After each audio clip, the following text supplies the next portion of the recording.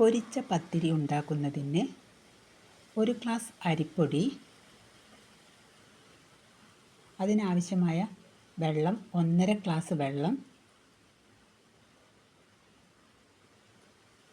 1 teaspoon നെയ്യ്, ആവശ്യത്തിന് ഉപ്പ് എന്നിവ ചേർത്ത് സ്റ്റൗവിൽ തിളപ്പിച്ചെടുക്കുക.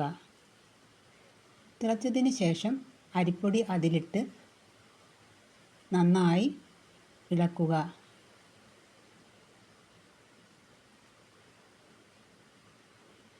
നന്നായി വാടിയതിന് ശേഷം 10 മിനിറ്റ് മൂടി വയ്ക്കുക. അപ്പോഴേക്കും നമുക്ക് 1 ടീസ്പൂൺ തേങ്ങ, 1 വെളുത്തുള്ളി, 1 ചെറിയ ഉള്ളി, കുറച്ച് ജീരകം ഒരു മിക്സിയുടെ ജാറിലിട്ട് ഒന്ന് ചതച്ചെടുക്കുക. അതാണിത്.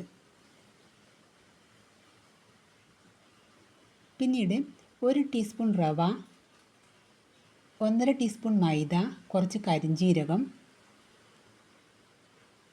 ഇത് നമ്മൾ വാട്ടിയെടുത്ത അരിപ്പൊടിയാണ്.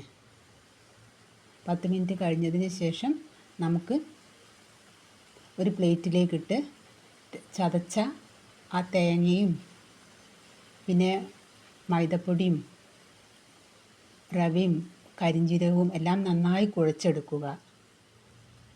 നല്ലോണം കുഴച്ച മാവാണിത്.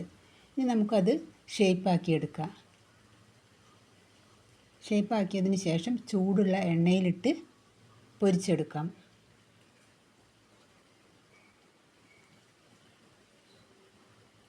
ഇത് പൊരിക്കുന്ന സമയത്ത് തീ മീഡിയം ഫ്ലെയിമിൽ വെക്കണം.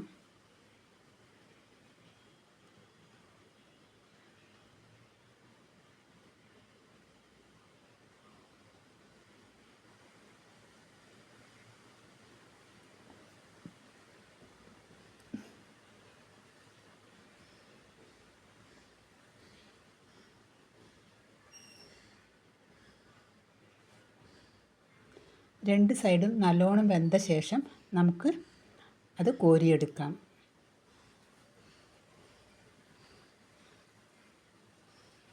പൊരിച്ച പത്തിരി റെഡിയായി.